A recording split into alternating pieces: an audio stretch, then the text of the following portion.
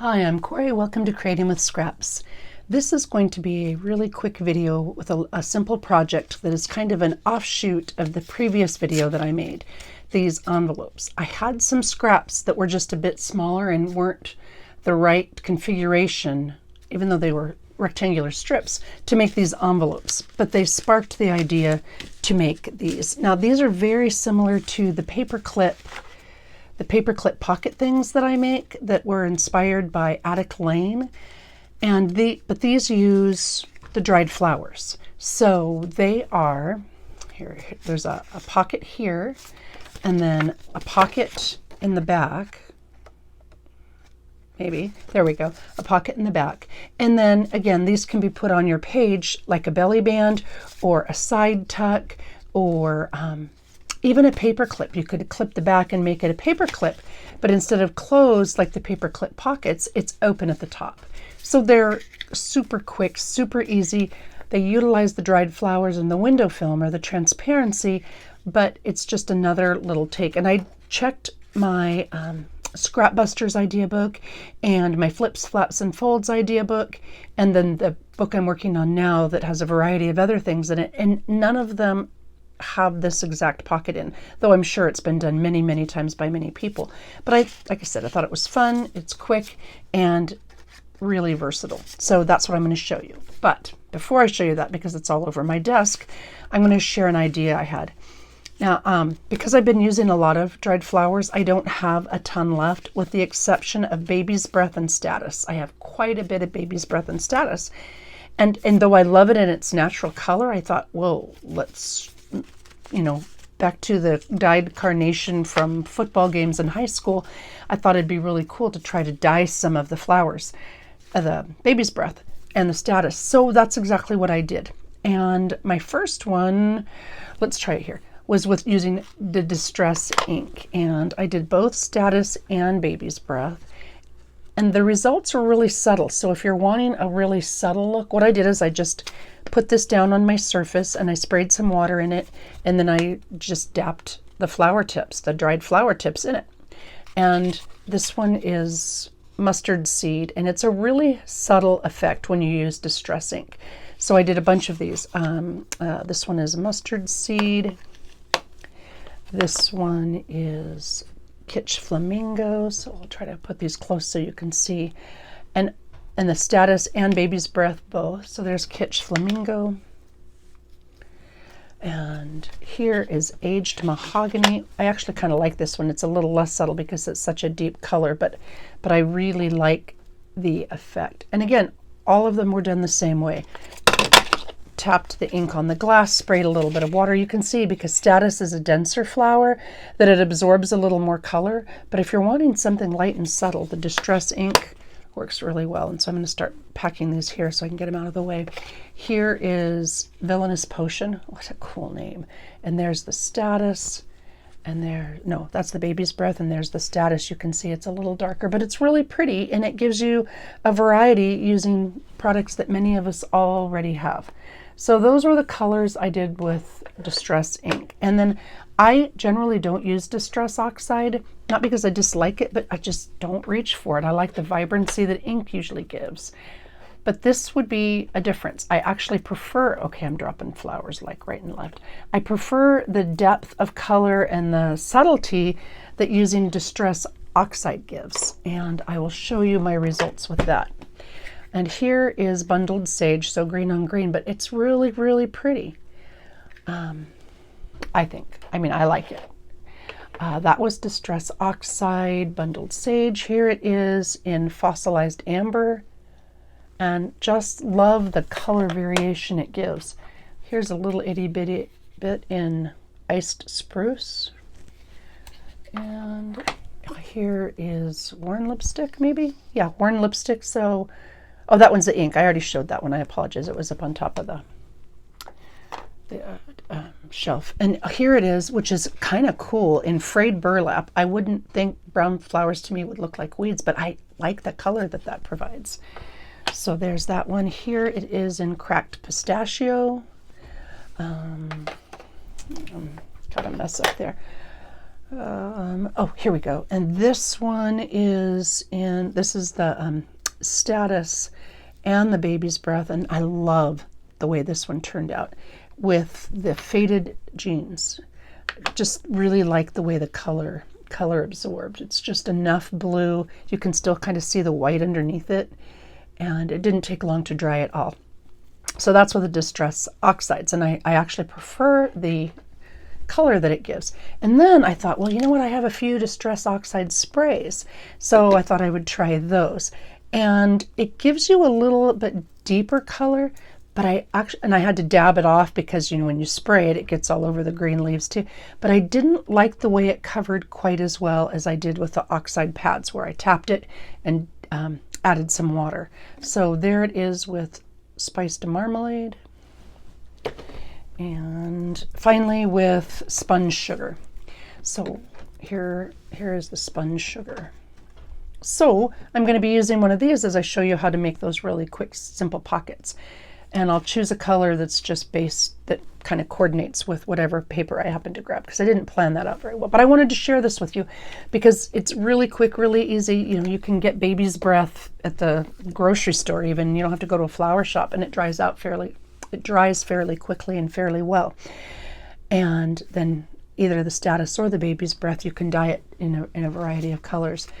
But here are just a couple of the samples, and they go quick, and I'm using up other flowers, and I thought I would do them I am so close to being done with the Scrapbuster idea books, and I thought I would include these because I used Tim Holtz stuff. So I used littler ones, you know, the paper, and I'll finish those up. And here is kind of a start to it, and I thought I could do maybe the same thing with the butterfly, even though I didn't finish that one. And here is just the seeds. I had some petals left, the little Status petally leaves things, and I used them for that. And that was just another one of the dried flowers. Here is more of the Baby's Breath. So I just thought that was kind of fun, and I'll show you. I mean, I didn't even ink it. I apologize for that, so you'll have to watch me ink it. But so I'm going to use this one, and I thought maybe, I know the color is really similar, but look how pretty that is on top of it. So maybe I'll use a piece of this one, and well, maybe a piece of that one, and then I'll just lay one on top of the other. Yeah, why not? Oh, I gotta ink it because I do. And I thought maybe once this is all said and done, I could get a die of a bumblebee or an image of a bumblebee that I fussy cut and put it on top of the acetate or window film or whatever you want to call it, simply because, you know, bees like flowers and that kind of a thing. So I'll just give it a quick ink. Normally I ink the inside edge too, simply because that shows with the pocket. And if you get the inside a little bit when it's closed up, you just don't see the white as much. So if you're a white person, this makes it even faster and easier. All right, this is going to be my piece that goes down, and this will be where I put the flower. And you can see I didn't pick anything. Let's see if I've got something tucked in here that will work. This was totally spur of the moment, and I thought, well, you know what, I'm going to share.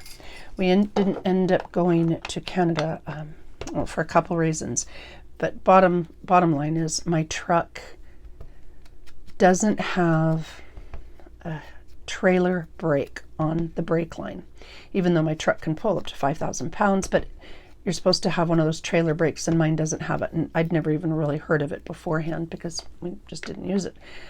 So anyway, that was part of the reason, and there were a couple other things too. So instead, I've been playing with my husband, and I had this idea, and I made a couple of these. So I thought, well, you know what, real quick, I'll just share it with you.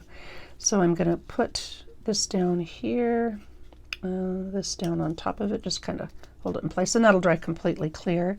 And then I'll put this little tag on top. Tracy label. That's what I'm looking for. The words. A little Tracy label on top, and I think, yeah, I do. I think I have a little piece of that faux aged tape. I'll just cut a little bit of that off. Yeah, that's good. And put that right there. You can use any kind, it certainly does, any kind of tape or label or what have you. That just kind of holds it in place while you're sewing. Makes it a little bit easier. Trim that off. And what I really should do is push it down a bit so that it's not in the way of the window film. And I think I have a scrap that's big enough. I hope this is big enough. If not, I'll cut one. Ah, it is good. Okay. So I will, when I do this, I often overlap. I try to line up the edge of my window film on the folded edge so that when I trim, I don't have to trim this folded edge. So I'm going to do that. But while I'm doing that, I had a thought, an idea.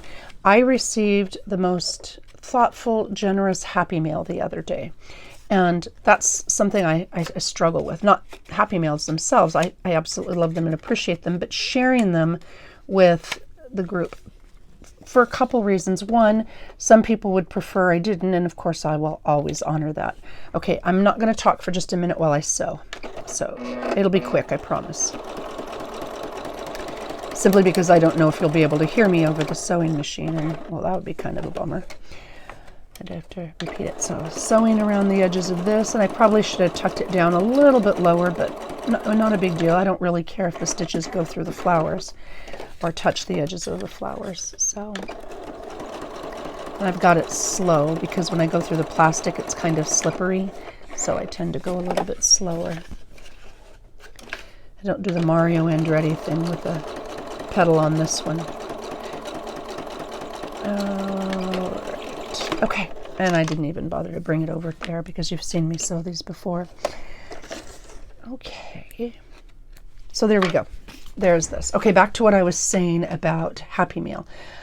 I don't ever want somebody to think that I prefer one over the other or that I don't appreciate everything I get, whether it's a card or handmade treats or whatever.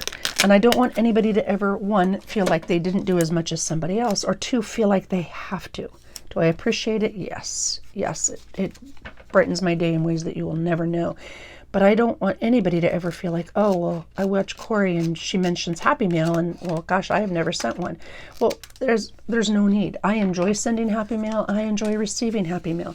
It is absolutely never expected, but it's always deeply appreciated. All right, so I sewed that on here. And then this is the next step. I am going to ink this bottom here simply because it'll show. There we go, and I'll do any other inking a little bit later. All right, so 3 pieces, try that again, Corey. 1 rectangular strip, whatever size, whatever width, and the piece, the way you want your pocket oriented will be the piece on top. So you fold over one section, it doesn't have to touch. The bottom, because I'm turning it into a pocket, I'm going to glue all along that bottom edge. And I'll even put a little more here because if it seeps out, I don't care. So I'm going to do that glued down. Now on this one, I want to glue all along the bottom edge again. But on the top edge, I only want to glue from the folded point to the end of the under section so that I can make that whole top a pocket. So what I do when I do this is I'll fold it over and I'll see where it's going to end. And then I'll just put a little bit of glue on that to the end of the piece, which is one of the reasons when I'm folding this, I make sure that my bottom piece doesn't have to go all the way to the end, but it goes a little bit deeper so that this top section has something to hang on to. If I were to make this a really shallow fold, the top section wouldn't have anything to hang on to and my pocket might pop apart. So, and then I'm going to clamp these just for a little bit because I really want them to stay down. And I'll show you how I clamp the top to make sure the glue doesn't seep out. So I clamp the bottom first because I want that to stay the way it is. And then this top piece here, what did I do with my clamps? Oh, here we go. I clamp with it pushed open a little bit like this so that it doesn't unintentionally glue this top edge to the back of the pocket. And I'll leave it like that just for a minute or two, and then I'll toss these in my stash. Again, if I wanted to make this a paper clip, all I would do is take the circle punch, take a little bit of a notch there, put the paper clip down, put a piece of packing tape on top of it, and there you go. There's a paper clip version. But this one's really pretty darn flat. And this, the Baby's Breath and the Status, another benefit of using either one of those is they are really fairly flat, whereas some other flowers dry a little bulkier. And that is it. There is a folded over pocket.